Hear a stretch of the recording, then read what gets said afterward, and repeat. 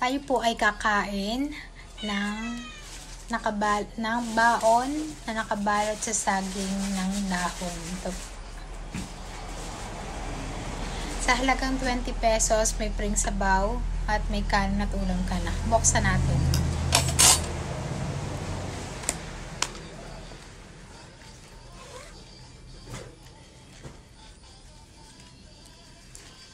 Talagang Pinoy na Pinoy.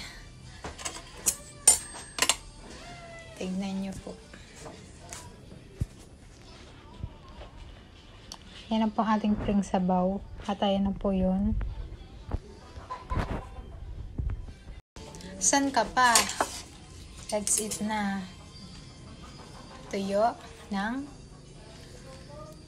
ng Pilipinas.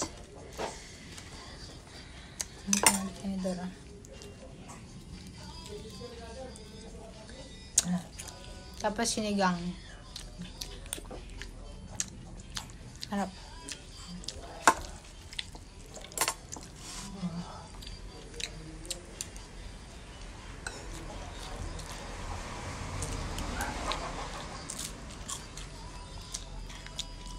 Pati ulo kain na.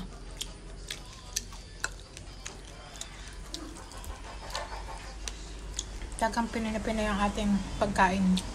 Hindi mawawala ang tuyo sa ating kapagkainan. Basta may tuyo at konting sabaw.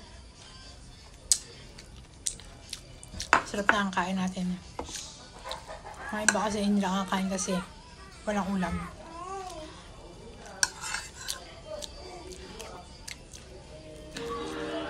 Ay, sir, ano explanation? Hindi naman kasi baka mag-gusto si Peppa Pig